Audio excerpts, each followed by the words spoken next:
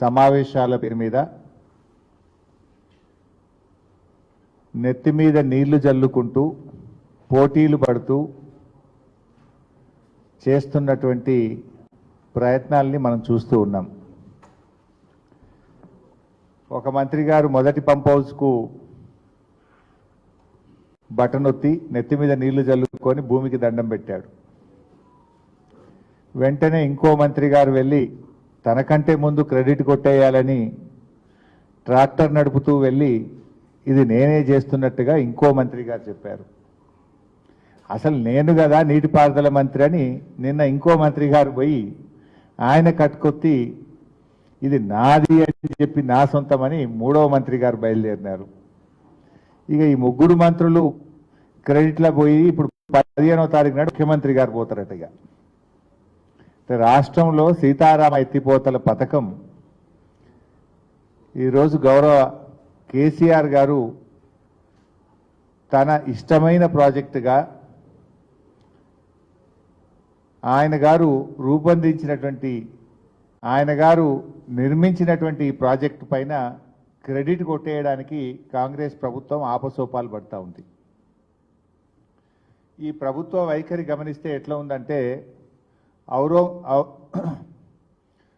ఔరోం కి షాదీ మే అబ్దుల్లా దివానా అనే సామెత గుర్తొస్తూ ఉంది. 10 సంవత్సరాల్లో బీఆర్ఎస్ ప్రభుత్వం చేసిన కృషి, ఈ ఫలితాలను సాధించిన గొప్ప విజయాలను తమ విజయాలుగా చెప్పుకునేందుకు కాంగ్రెస్ పార్టీ పడుతున్న ఆపసోపాలు, ఈ సర్కారు పడుతున్నటువంటి ఫీట్లను చూస్తూ ఉంటే నవ్వొస్తూ ఉంది. ఖమ్మం జిల్లా కరువు బాధలు తీర్చాలని సీతారామ ప్రాజెక్టు నిర్మాణానికి సంకల్పం చేసింది కేసీఆర్ గారు. పవిత్రమైన లక్ష్యంతో చేపట్టినటువంటి ఈ ప్రాజెక్టుకు సాక్షాత్తు సీతారామచంద్రుల వారి పేరే ఉండాలని చెప్పి వారి పేరు పెట్టుకుంటే ఈ ప్రాజెక్టు శరవేగంగా పూర్తవుతుందని చెప్పి ముఖ్యమంత్రిగా ఆ రోజు కేసీఆర్ గారు నిర్ణయించారు.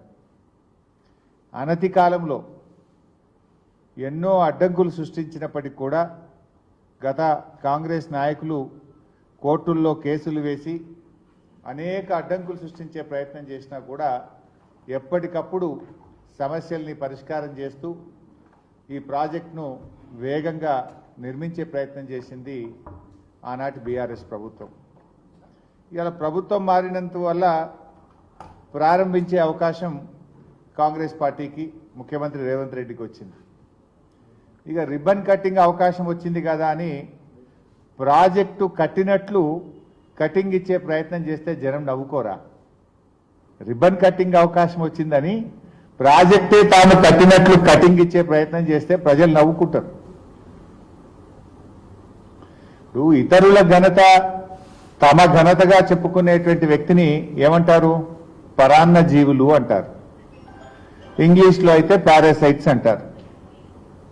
ఇవాళ మిమ్మల్ని చూస్తుంటే కూడా అదే అనిపిస్తూ ఉంది. ఒక ప్రాజెక్టు కట్టాలంటే దానికి సర్వే జరగాలి, డిపిఆర్ తయారు కావాలి, భూసేకరణ జరగాలి, టెండర్ల ప్రక్రియ జరగాలి, నిర్మాణానికి నిధులు సమకూర్చాలి. ఇవన్నీ దశలు పూర్తి కావాలంటే మరి ఎందుకు తెస్తారా? ఇవి ఏమవసరం ఉందిరా? ఇవన్నీ దశలు పూర్తి కావాలంటే కనీసం కొన్ని సంవత్సరాలు పడుతుంది. 7-8 నెలల లోపలనే మీరు కట్టేసిండ్రు ఈ ప్రాజెక్టు. 7-8 నెలల డిపిఆర్ తయారైంది, మీరు టెండర్లు పిలిచిండ్రు, సర్వేలు చేసిండ్రు, ల్యాండ్ ఎక్విజిషన్ చేసిండ్రు, పంపులు మోటార్లు తెచ్చి బిగించిండ్రు, సబ్స్టేషన్లు కట్టిండ్రు. 8 నెలల మొత్తం మీరు తయారు చేసి ఇనాగ్రేషన్ చేస్తుండ్రా? నవ్వుకుంటున్నారు జనం మీ యొక్క దాన్ని చూసి. అరే రోజొక్క మంత్రి పోతున్నాడు, పడిపోతున్నారు, వాళ్ళ మధ్య పోటీ నడుస్తుంది. ఇప్పుడు ఫస్ట్ సమస్య ఏంటంటే రోజు పేపర్లు చూస్తుంటే 3 ఖమ్మం జిల్లా మంత్రుల మధ్య పోటీ నడుస్తుంది. ఒక ఆయన పోగానే తెల్లారి ఇంకో ఆయన పోతాడు, తెల్లారి ఇంకో ఆయన పోతాడు. మీరు ముగ్గురు ఎట్లా పోతారని నీళ్ళ మంత్రి పోతాడు, అగో నీళ్ళ మంత్రి ఎట్లా పోతాడు అని ఇప్పుడు ముఖ్యమంత్రి పోతాడు. ఇది నడుస్తుంది ఖమ్మం జిల్లాలో. గమ్మత్ ఏంటంటే పోనీ మీరు చేసిన దానికి ఏదైనా చెప్పుకునే ప్రయత్నం చేసినా బాగుండు. ఇలా బీఆర్ఎస్ ప్రభుత్వం చేసిన దాన్ని తమ ఘనతగా చెప్పుకునేటువంటి పరిస్థితికి అంటే ఒక పరాన్న జీవులుగా ఈ కాంగ్రెస్ పార్టీ ప్రభుత్వం నాయకులు వ్యవహరిస్తూ ఉన్నారు. ఇది ఎట్లుందంటే మొన్నటిదాకా చూసిండ్రు మీరు, మేము అసెంబ్లీలో కూడా చెప్పినాం. 30,000 ఉద్యోగాల కథ ఎట్లున్నదో సీతారామ ప్రాజెక్టు కథ కూడా గట్లనే ఉన్నది. ఎందుకంటే వీళ్ళు బీఆర్ఎస్ ప్రభుత్వ హయాంలో నోటిఫికేషన్లు ఇచ్చి, పరీక్ష నిర్వహించి, ఎగ్జామ్ రిజల్ట్స్ కూడా ఇచ్చి, కొన్ని చోట్ల ఫిజికల్ టెస్టులు కూడా చేసి, మెడికల్ టెస్టులు కూడా చేసి, కొన్ని టెక్నికల్ రీజన్స్ వల్ల కానీ, కోర్టు కేసు వల్ల కానీ, ఎలక్షన్ కోడ్ వల్ల అపాయింట్మెంట్ ఆర్డర్ మాత్రమే పెండింగ్లో ఉండే. కానీ ఇవాళ ఎట్లయిపోయిందంటే అపాయింట్మెంట్ లెటర్లు ఇచ్చే అవకాశం వస్తే ఉద్యోగాలే మేము ఇచ్చినామని ప్రచారం చేసుకుంటున్నటువంటి మీరు సీతారామ ప్రాజెక్టు విషయంలో కూడా సత్యం చెప్తారని మేము అనుకోం. మేము కూడా ఏమి అనుకోవట్లేదు. నిజాలు చెప్తాం, ఇది బీఆర్ఎస్ చేసింది 90%, మేమేదో 5-10 పైసలు చేసినామని నిజాలు చెప్పే ధైర్యం మీకు లేదు. కానీ ఆ రోజు కేసీఆర్ గారికి ఉండే, నిండు శాసనసభలో చెప్పారు. రాజీవ్ ఆరోగ్యశ్రీ పథకం కానీ, ఫీజు రియంబర్స్మెంట్ పథకం కానీ, 108 అంబులెన్సులు కానీ, ఇది రాజశేఖర రెడ్డి గారు చేసిన చాలా మంచి పని, దీన్ని యథావిధిగా కొనసాగిస్తామని చెప్పిన ధైర్యము, సంస్కారము ఆ రోజు మా ప్రభుత్వానికి, మా నాయకుడు కేసీఆర్కు ఉండే. కానీ మీదేంది మీ సంస్కారం? టెక్స్ట్ బుక్కుల్లో అప్పటికే ప్రింట్ అయినటువంటి పిల్లల పాఠ్య పుస్తకాల్లో కేసీఆర్ గారి పేరున్నదనో, కేసీఆర్ గారి ఫోటో ఉన్నదనో పేపర్లు చింపి తమ పేర్లు అతుకు పెట్టుకున్నటువంటి వికారం ఈ ముఖ్యమంత్రి గారిది, రేవంత్ రెడ్డి గారిది. మేము నిర్మించిన ఫ్లైఓవర్లకు ఓపెనింగులు చేస్తూ, మేము కట్టిన ప్రాజెక్టులకు ప్రారంభోత్సవం చేస్తూ, మా హయాంలో ఆర్డర్ ఇచ్చినటువంటి బస్సులకు జెండాలూపుతూ, మా హయాంలో మంజూరైన కళ్యాణ లక్ష్మి చెక్కులు పంచుతూ కాలం గడుపుతున్నారు తప్ప ఒక్కటైనా నిర్మాణాత్మకమైన అడుగు ఈ 9 నెలల కాలంలో పడ్డదా అని నేను అడుగుతా ఉన్నా.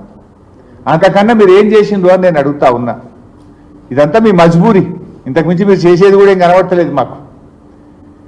కేసీఆర్ గారి ఆనవాళ్లు చెరిపేస్తాం అని చెప్పి బీరాలు బలికినటువంటి ఈ నాయకులు ఇలా కేసీఆర్ గారు బీఆర్ఎస్ ప్రభుత్వం సాధించినటువంటి విజయాలను మీవిగా చెప్పుకోవడానికి మీరు పడుతున్నటువంటి తాపత్రయమే మీ మీద మా నైతిక విజయానికి ఒక సూచిక.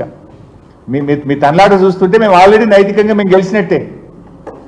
మేము ఇచ్చిన ఉద్యోగాలు మీ ఉద్యోగాలుగా చెప్పుకుంటారు. మా హయాంలో 90% పూర్తయిన సీతారామ కట్కొత్తి మేమే చేసినామని చెప్పుకునే ప్రయత్నం చేస్తారు. మా ప్రభుత్వంలో నిర్మించిన ఫ్లైఓవర్లకు రిబ్బన్లు కత్తిరించి మేమే కట్టినట్టు ఫోజులు ఇచ్చే ప్రయత్నం చేస్తున్నారు. మా ప్రభుత్వంలో ఆర్డర్లు ఇచ్చి తయారైన బస్సులకు జెండాలూపుతూ మేమే చేసినామని చెప్పే ప్రయత్నం చేస్తూ మీరు ఇంతకు మించి ఏం చేసినారు? ఒక్క మంచి అడుగు పడ్డదా? సీతారామ నిర్మాణం కోసం మేము కృషి చేస్తుంటే ఆ రోజు ఇదే కాంగ్రెస్ పార్టీ నాయకులు కోర్టుల్లో కేసులు వేసిండ్రు.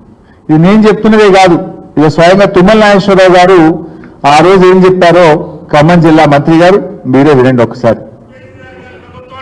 నాకు ఈ జిల్లాని సంపూర్ణంగా మిగిలిపోయినటువంటి బృహత్తర కార్యక్రమాలు పూర్తి చేసే అవకాశం మళ్ళీ కేసీఆర్ గారు నాకు ఇచ్చారు. అందుకనే ఈ జిల్లాలో మిగిలిపోయినటువంటి సాగునీటి పథకం, నేను కలలుగన్నటువంటి పథకం, ఈనాడు ముఖ్యమంత్రి గారి చేతులకు మీదుగా శంకుస్థాపన చేసినటువంటి ఈ జిల్లా జీవనాడి, ఈ జిల్లా ప్రజల చిరకాల వాంఛ గోదావరి జలాల్ని ఈ జిల్లా రైతాంగానికి ఇవ్వాలని ఆనాడు కాంగ్రెస్ ప్రభుత్వం ఆనాడు మొదలెట్టినటువంటి తుమ్మగూడాన్ని వాళ్ళ స్వార్థం కోసం, స్వలాభం కోసం, సొంతం కోసం, కమిషన్ల కోసం దాన్ని చిందరవందర చేసి ఒక్క చుక్క నీళ్లు ఇవ్వకుండా 2,000 కోట్లు దగా చేసినటువంటి కాంగ్రెస్ పార్టీ పాలకులు ఈ రోజు ఇరిగేషన్ ప్రాజెక్టుల గురించి, కేసీఆర్ గురించి ఒక్క మాట మాట్లాడే నైతిక హక్కు లేదు అని చెప్పి ఆ పార్టీ నాయకులు విజ్ఞప్తి చేయదలుచుకున్నాం. వారి పక్కనే నిలబడి కొంతమంది మాట్లాడుతున్నారు. ఇప్పుడు వారికి తుమ్మల గారే చెప్పాలి మరిగా. సో ఆ రోజు వారు చెప్పింది నా జీవిత కళ, ఆకాంక్ష అని చెప్పి ఆ రోజు తుమ్మల నాగేశ్వరరావు గారు చెప్పారు. మరి ఈరోజు ఆ పార్టీ నాయకులు ఏం మాట్లాడుతుండో కూడా మనం చూస్తూ ఉన్నాం. నేను అడుగుతున్నా తుమ్మల నాగేశ్వరరావు గారిని, సీతారామ ప్రాజెక్టు నిర్మాణం ఇది బీఆర్ఎస్ పార్టీ ఘనత కాదని గుండెల మీద చేసుకొని చెప్పమనండి.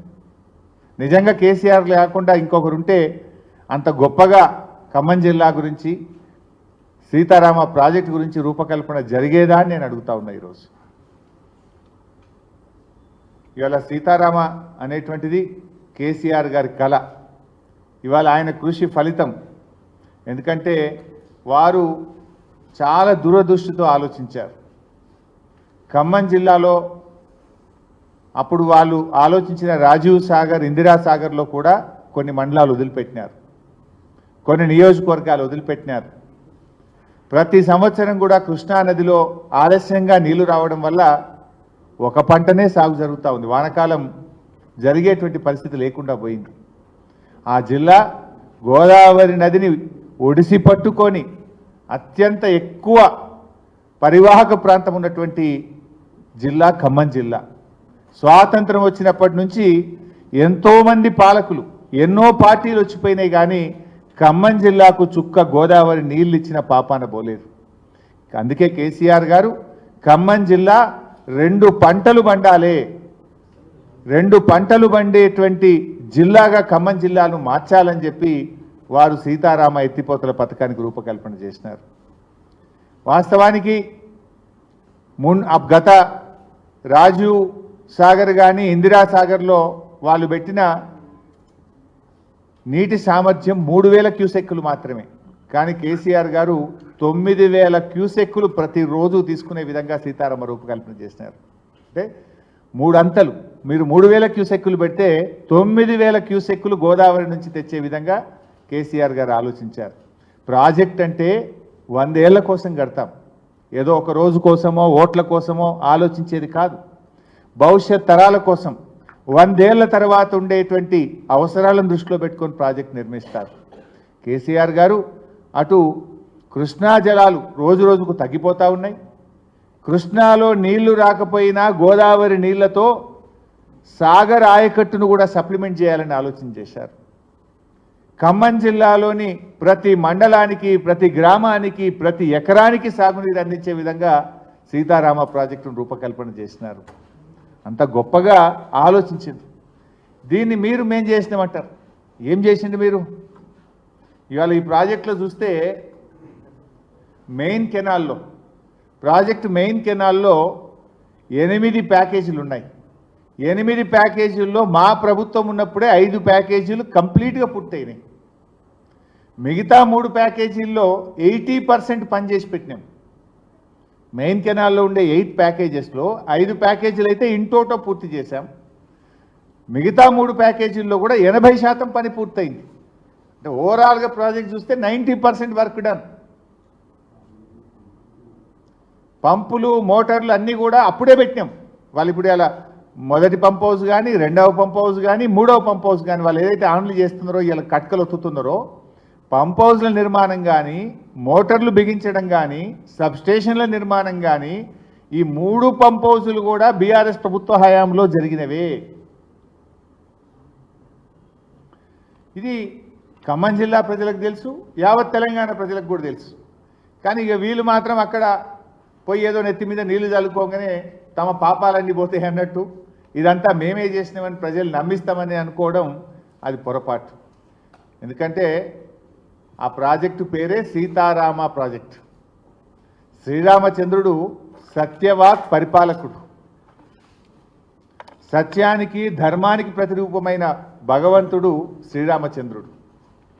ఆయన పేరు మీద కట్టిన ప్రాజెక్టుపై అసత్య ప్రచారాలు చేస్తే మిమ్మల్ని ఆ భగవంతుడు కూడా క్షమించడు.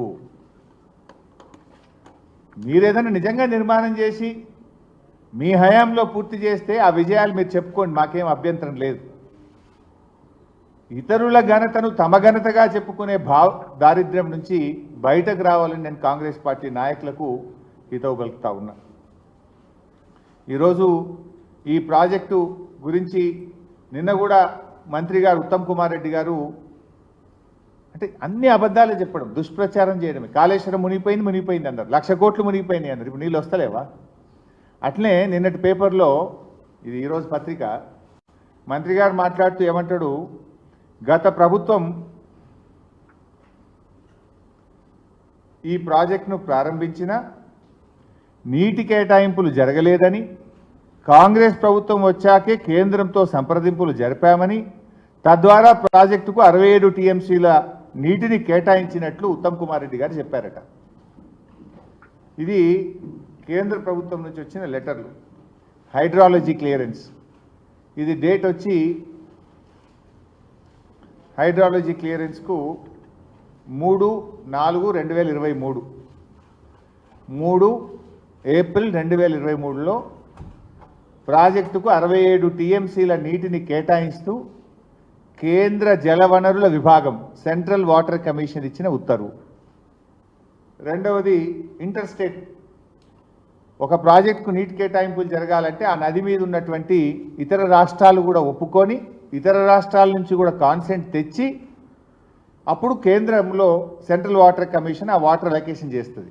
గోదావరిలో మహారాష్ట్ర అనుమతి, ఆంధ్రప్రదేశ్ అనుమతి, కర్ణాటక అనుమతి కూడా తెచ్చిన తర్వాత ఆ 3 రాష్ట్రాలకు తిరిగి మేమే అనుమతులు తెచ్చాం.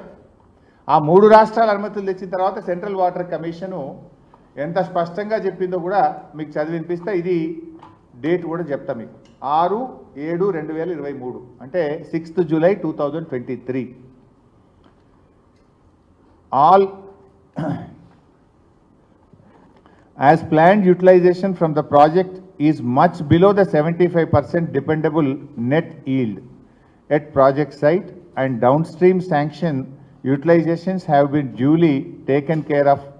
Therefore, in accordance with said guidelines for examination of projects, the consolidated DPR of Sitarama Lift Irrigation Project, Sitamma Sagar Barrage is acceptable for interstate angle for total utilization of 67.05 TMC. అంటే ముందు hydrology క్లియరెన్స్లో 67 టీఎంసీలు కేటాయించారు. అన్ని రాష్ట్రాలు కూడా ఒప్పుకున్నాయి.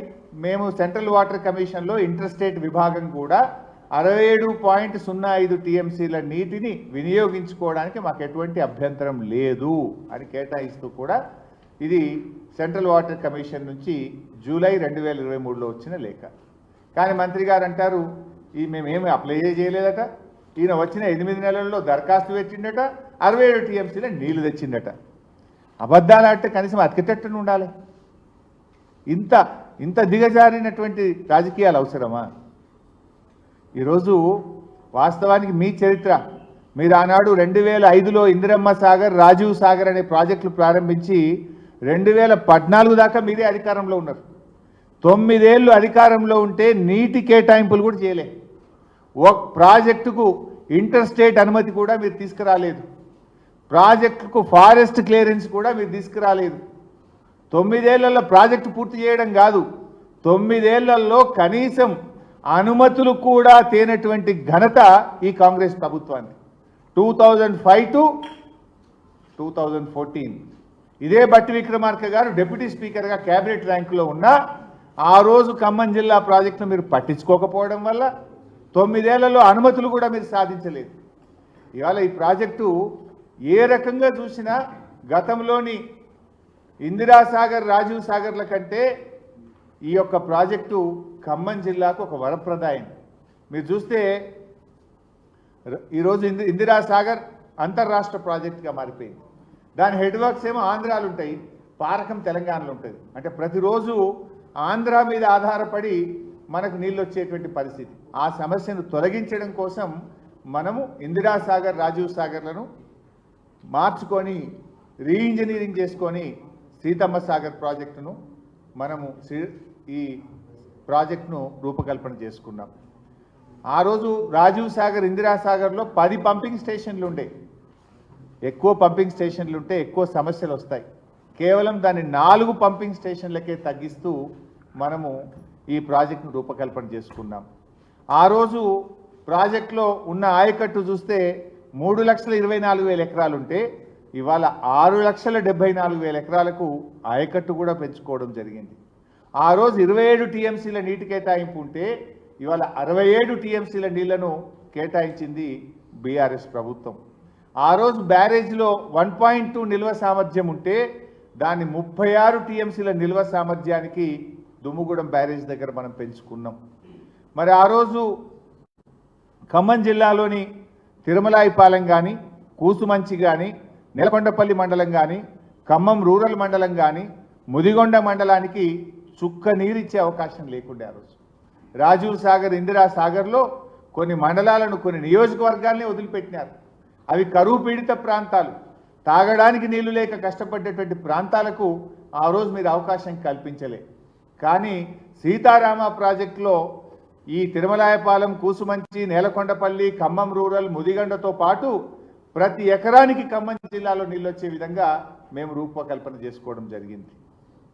మహబూబాద్ మరి మన డోర్నకల్ ప్రాంతానికి కూడా నీళ్ళు వచ్చే విధంగా రూపకల్పన చేసుకోవడం జరిగింది. ఇంకోటి ఏంటంటే సాగర్ గురించి మనందరికీ తెలుసు.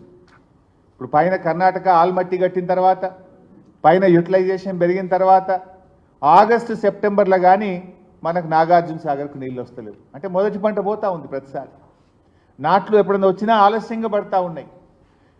2 పంటలు పండే పరిస్థితే లేదు. ఒకటే పంట, అది లేటుగా వేసుకునేటువంటి పరిస్థితి వస్తూ ఉంది. ఇవాళ ఏమైతుంది, ఖమ్మం జిల్లా సీతారామ అనేది మన దుమ్ముగూడెం దగ్గర కట్టుకున్న బ్యారేజు 365 రోజులు నీళ్లు ఉంటాయి అక్కడ. దాంట్లో జూన్ నెలలోనే లిఫ్టింగ్ చేసుకుంటే జూన్లోనే ఖమ్మం జిల్లా రైతులు నాట్లేసుకునే అవకాశం వస్తుంది. బంగారమోలే 2 పంటలు పక్కాగా పండే జిల్లా ఈ రాష్ట్రంలో ఖమ్మం జిల్లా అవుతుంది. ఆ రకంగా మేము రూపకల్పన చేసినాం. ఇలా బ్యారేజ్ మనం పెంచుకోవడం ద్వారా, కొత్త బ్యారేజ్ కట్టుకుంటే అద్భుతంగా 36 టీఎంసీల నిల్వ సామర్థ్యం ఉంటుంది. జూన్లోనే మోటార్ లాంచ్ చేసుకుంటే జూన్లోనే ఖమ్మం జిల్లా మొత్తం నాట్లు పడుతుంది. మన కృష్ణా జలాలు వచ్చినా రాకపోయినా, సాగర్ నిండినా నిండకపోయినా, అటు సాగర్ ఆయకట్టు ఖమ్మం జిల్లాలోని ప్రతి ఎకరా 2 పంటలు పండే విధంగా ఈ యొక్క సీతారామ ప్రాజెక్టును బీఆర్ఎస్ ప్రభుత్వం రూపకల్పన చేసింది. మీరు అది కనీసం కలనన్నా కన్నారా? కలలోనైనా మీకు ఇటువంటి ఆలోచన వస్తుందా? ఇలా కేసీఆర్ గారు ఇంత గొప్పగా ఆలోచిస్తే కనీసం ఒక మంచి మాట చెప్పకపోయినా మీరు బురద జల్లే ప్రయత్నం. ఇదేదో తమ క్రెడిట్గా చెప్పుకుంటే ఖమ్మం జిల్లా ప్రజలు, రాష్ట్ర ప్రజలు నవ్వుతారు.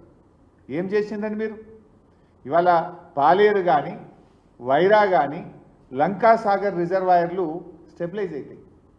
కొన్ని సంవత్సరాలు చుక్క నీళ్ళు లేవు. పాలేరుల డ్రింకింగ్ వాటర్ ఉంది ఖమ్మం జిల్లా. ఇలా ఖమ్మం పట్టణానికి 3 రోజులకోసారి 2 రోజులకోసారి మంచినీళ్ళు వస్తున్నాయి. రేపు సీతారామ పాలేరుకు లింక్ అయితే తాగునీటికి, సాగునీటికి ఢోకా లేకుండా పాలేరు రిజర్వాయర్ 365 రోజులు నిండు కుండలాగా ఉండే విధంగా పాలేరుకు సీతారామ ప్రాజెక్టుని కలిపాం మేము.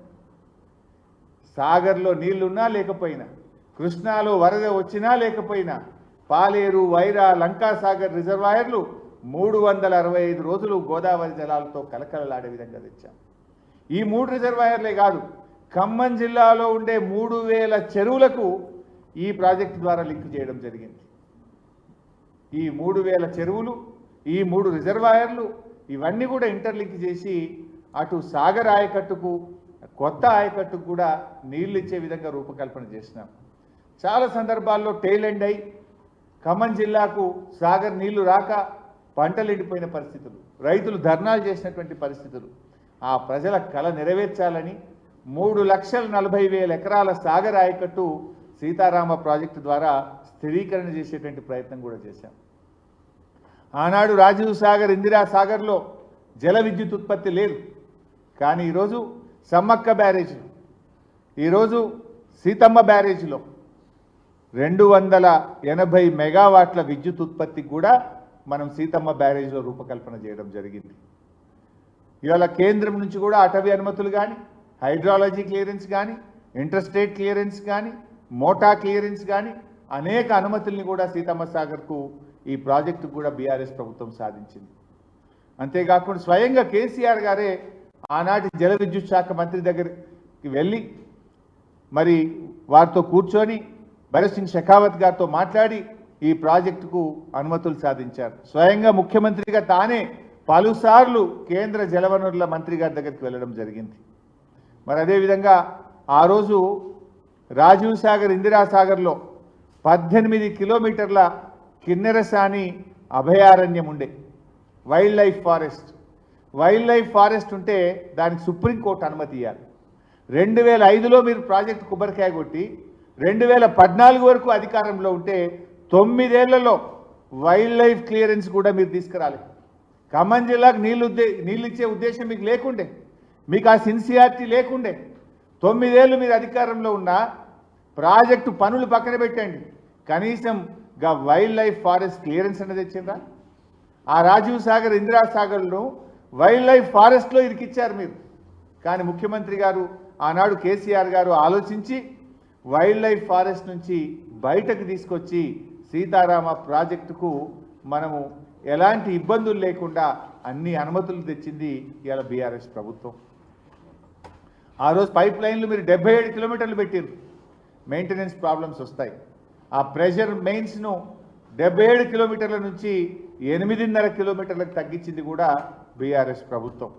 ఇట్లా చెప్పుకుంటూ పోతే ఎన్నో ఆలోచనలతోని ఖమ్మం జిల్లా ఒక శాశ్వత పరిష్కారాన్ని ఇవ్వాలని చెప్పి బీఆర్ఎస్ ప్రభుత్వం మరి కృషి చేసింది. మేం చేసినటువంటి దీన్ని ఇదేదో మేమే మొత్తం కాంగ్రెస్ ప్రభుత్వం వచ్చిన తర్వాతనే ప్రాజెక్టు కొబ్బరికాయ కొట్టినట్టు, వీళ్ళు రాత్రులంతా కష్టపడి పనిచేసినట్టు ఆ క్రెడిట్ కొట్టేసే ప్రయత్నం చేస్తూ ఉన్నారు. ఏదంటే వాస్తవాలు మాట్లాడండి. తప్పకుండా ఇది మాకు చాలా సంతోషం. ఇవాళ బీఆర్ఎస్ పార్టీ కానీ మా నాయకుడు కేసీఆర్ కానీ ఖమ్మం జిల్లాకు గోదావరి జలాలు రావడం అనేటువంటిది మాకెంతో సంతోషాన్ని ఇస్తుంది. ఇలా ప్రభుత్వం మారడం వల్ల మీకు ప్రారంభోత్సవం చేసే అవకాశం రావచ్చు, దానికి మాకేం బాధ లేదు. కానీ వాస్తవాలు చెప్పండి, వాస్తవాలు మాట్లాడండి. నిజంగా ఈ ప్రాజెక్టు వల్ల ఖమ్మం జిల్లా రూపురేఖలు మారిపోతాయి. ఖమ్మం జిల్లా ఇక ముఖాన్ని మొగులుగు పెట్టి చూడాల్సిన అవసరం లేదు. ముఖాన్ని ఏ ఆల్మట్టి నిండుతుందా, తుంగభద్రలో వరదొస్తుందా, కృష్ణాలో వరదొస్తుందా అని ఎదురు చూడాల్సిన అవసరం లేదు. కటకొత్తుతే ఆ సీతారాముల వారికి మొక్కి కటకొత్తుతే జూన్లో నాట్లు పట్టనే ఉంటాయి. గలగల గోదారమ్మ మా ఖమ్మం జిల్లా పంట పొలాల్లో ప్రవహించే విధంగా ఈ ప్రాజెక్టు రూపకల్పన చేశాం. ఇంత అద్భుతంగా ఈ ప్రాజెక్టు రూపకల్పన జరిగింది. ఇవాళ దాని ఫలితాలు రావడం నిజంగా చాలా సంతోషం. తప్పకుండా బీఆర్ఎస్ పార్టీ ఆధ్వర్యంలో కూడా మొత్తం ఖమ్మం జిల్లా అంతా కూడా పండుగ నిర్వహించుకుంటాం. ఈ ప్రాజెక్టు ప్రారంభమయ్యేటువంటి సందర్భంలో తప్పకుండా ఖమ్మం జిల్లా యావత్తు కూడా ఒక పండగలాగా చేసుకునేటువంటి ఒక శుభ సందర్భం. దీన్ని బీఆర్ఎస్ పార్టీ పక్షాన కూడా బ్రహ్మాండంగా ఒక పండుగను కూడా నిర్వహిస్తాం, ఒక వేడుకను జరుపుకుంటామని చెప్పి కూడా తెలియజేస్తా ఉన్నాం. మాకేమీ బేసిజాలు లేవు, మాకేం మీలాగా క్రెడిట్ స్కోరింగ్ల కోసం మేము పనిచేయలేదు. మేము నిజాయితీగా పనిచేసినాం, భవిష్యత్ తరాలను దృష్టిలో పెట్టుకొని పనిచేసినాం.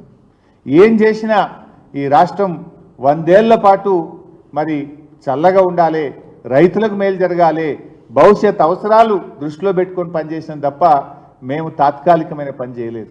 ఇవాళ 9000 క్యూసెక్కులు పెట్టినాం. ఆ రోజు రాజీవ్ సాగర్ ఇందిరా సాగర్లో 3200 క్యూసెక్కులు ఉంటే ఇవాళ 3 అంతలు 9000 క్యూసెక్కులు పెట్టినాం. ఇక్కడ ఇంకో చాలా ఇంపార్టెంట్ పాయింట్, పాలేరు దాకా నీళ్ళు వస్తున్నాయి, గోదావరి నీళ్ళు. పాలేరుకి వస్తే ఏమవుతుంది, ఒక చిన్న పంపు రివర్స్ పంపింగ్లో మనం ఎట్లయితే వరద కాలువలో ఎస్ఆర్ఎస్పిలో పెట్టుకున్నామో ఒక చిన్న పంపు పెట్టుకుంటే నల్లగొండ జిల్లా మొత్తం కూడా గోదావరి జలాలతో నల్లగొండ జిల్లాలోని సాగర్ ఆయకట్టు కూడా నీళ్ళు వచ్చే అవకాశం ఉంటుంది. భూసేకరణ ఉండదు. అతి తక్కువ ఖర్చుతో పాలేరు బ్యాక్ వాటర్ నుంచి ఒక చిన్న లిఫ్ట్ పెట్టుకుంటే కృష్ణా జలాలు వచ్చినా రాకపోయినా నల్లగొండ జిల్లాకు కూడా గోదావరి జలాలు తీసుకుపోయే అవకాశాన్ని కూడా ఆ రోజు కేసీఆర్ గారు దృష్టిలో పెట్టుకొని ఆలోచన చేసింది. మనకేంటంటే ఆ కృష్ణా ట్రిబ్యునల్ ముందు వాదనలు అవుతున్నాయి. కృష్ణాలో మన రాష్ట్రం యొక్క వాటా సాధించాల్సినటువంటి అవసరం ఉంది కనుక అప్పుడే మనం ఆ డిపిఆర్లో పెట్టలే. ఒకసారి కృష్ణాల రైట్ఫుల్ షేర్ మనకు రాగానే ఈ పాలేరు నుంచి ఒక చిన్న పంపు పెట్టుకుంటే ఎప్పుడన్నా కృష్ణాలో వరద రాకపోయినా నీళ్లు రాకపోయినా నల్లగొండ జిల్లాకు కూడా గోదావరి జలాలు అందించేంత భవిష్యత్తు దృష్టిలో పెట్టుకొని దూరదృష్టితోని కేసీఆర్ గారి ప్రభుత్వం పనిచేసింది. ఇంత గొప్పగా మేము ఇలా రాష్ట్రం కోసం ఆలోచించినటువంటి వాళ్ళం. కానీ మీరు మాత్రం కేవలం రాజకీయ ప్రయోజనాల కోసం, మీరు చిన్న చిన్న దానికోసం మీ ప్రభుత్వం పనిచేస్తూ ఉంది. ఇవాళ ఏమైపోయింది రాష్ట్రంలో, మీరు పరిపాలన చూస్తే అంత ఆగమాగమైపోయింది రాష్ట్రం. ఎక్కడ చూసినా ఇవాళ రాష్ట్రంలో విషజ్వరాలు, రాష్ట్రంలో ప్రజలు విషజ్వరాలతో ప్రాణాలు విడుస్తూ ఉన్నారు. మంచమెక్కిన మాన్యమని పతాక శీర్షికన పత్రికల్లో వార్తలు వస్తూ ఉన్నాయి. దవాఖాన్లలో మంచాలు దొరకని పరిస్థితి ఏర్పడ్డది. ప్రభుత్వ ఆసుపత్రులలో బెడ్లు లేవు. చిన్న పిల్లలు కూడా చనిపోతున్నారు. ఈరోజు ఇవాళ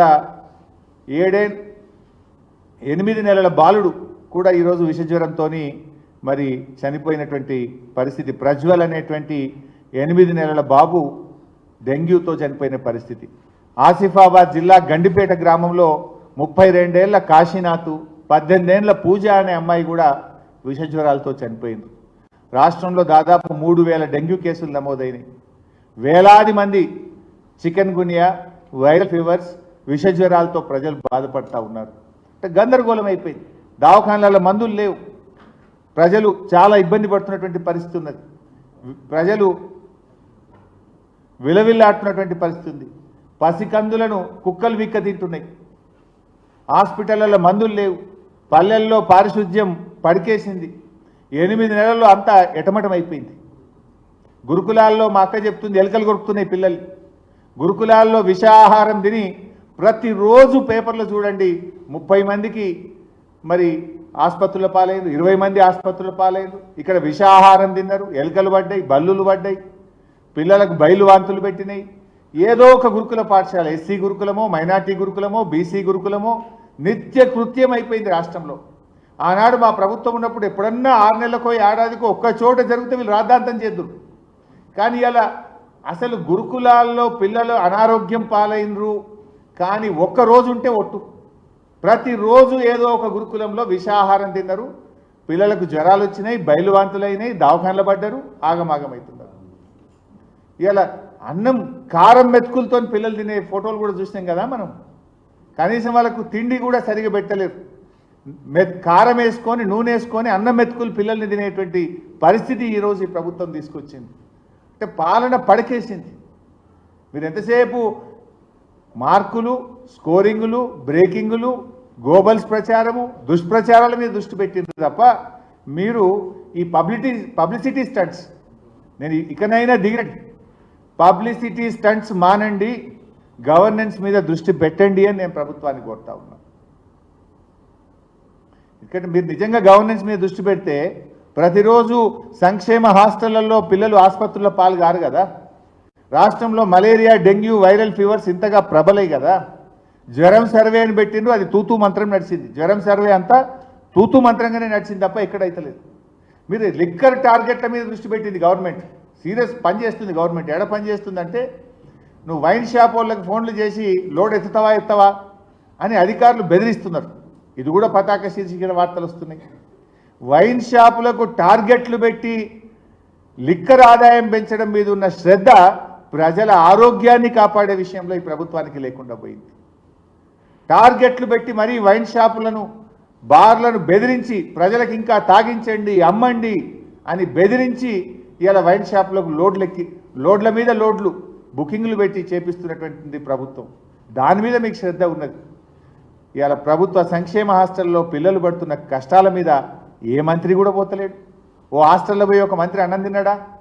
ఎక్కడన్నా ఓ హాస్టల్లో పిల్లలు ఆసుపత్రి పాలైతే ఒక్క మంత్రి గారు పరామర్శించిండ్రా? కారం మెతుకులతో పిల్లలు అన్నం తింటే స్పందించిందా ఈ ప్రభుత్వం? దాని మీద స్పందించారు. మా ప్రభుత్వం చేసిన పనుల విషయంలో పబ్లిసిటీ కోసం మాత్రం జిమ్మిక్కులు చేస్తున్నారు.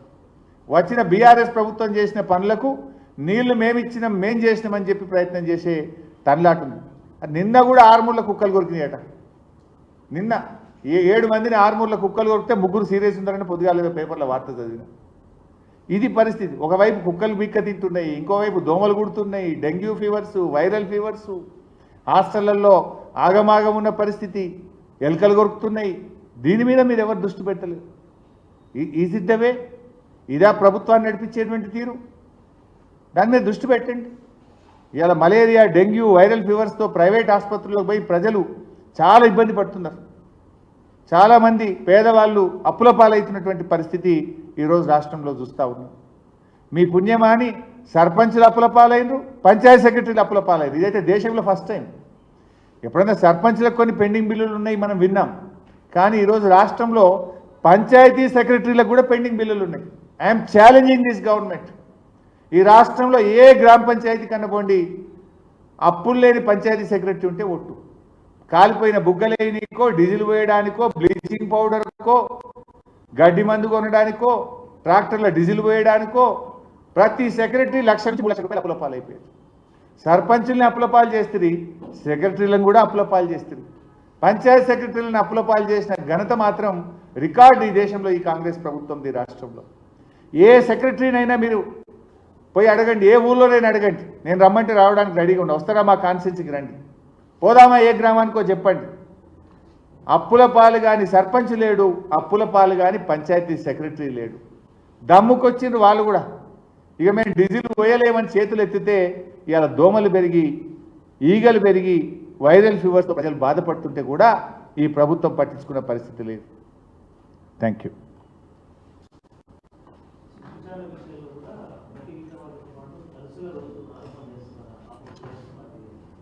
కేటీఆర్ గారు చాలా స్పష్టంగా చెప్పింది కదా, ఈరోజు కూడా ట్వీట్ చేసినారు చూడండి. Thank you. అదే కదనే ఇప్పటిదాకా మొత్తుకున్నది. 75 కోట్లతో 1.5 ఎకరాలకు నిజంగా నీళ్ళు ఇస్తే నోబెల్ ప్రైజ్ ఇవ్వాలి ఆయనకు. అంటే 3 పంప్ హౌజులు వెళ్ళి పోయి మోటార్లు వచ్చింది కదా. మొన్ననే ఫస్ట్ రోజు తుమ్మల గారు వచ్చిండ్రు, నిన్న బహుశా ఉత్తమ్ కుమార్ రెడ్డి గారు వచ్చారు. రేపు 3వ పంప్ హౌస్ కూడా రెడీ కాలేదని ఆందాకు పోయి నారాజు అయి వాపసు వచ్చినట్టు రేపు ఇవ్వాలని వస్తారేమో. ఈ 3 పంప్ హౌస్లలో ఒక్క పంప్ హౌస్ అన్న కాంగ్రెస్ ప్రభుత్వ హయాంలో కట్టారా? పంప్ హౌస్ ఎక్స్కవేషన్ కానీ, మోటార్లు బిగించడం కానీ, సబ్స్టేషన్ల నిర్మాణం కానీ, ఈ పంప్ హౌస్లలో 10 పైసల పని కాంగ్రెస్ ప్రభుత్వం చేసిందా? మరి ఆ పంప్ హౌస్లు పూర్తిగా అంది, గ్రావిటీ కెనాల్ పూర్తిగా అంది, సబ్స్టేషన్లు పూర్తిగా అంది, మరి నీళ్ళు వస్తాయా 75 కోట్లతో? 75 కోట్లకే నీళ్ళు వచ్చినాయంటే నోబెల్ ప్రైజ్కి మనం అందరం ఏకగ్రీవంగా మనం రికమెండ్ చేసి పంపుదాం. ఇక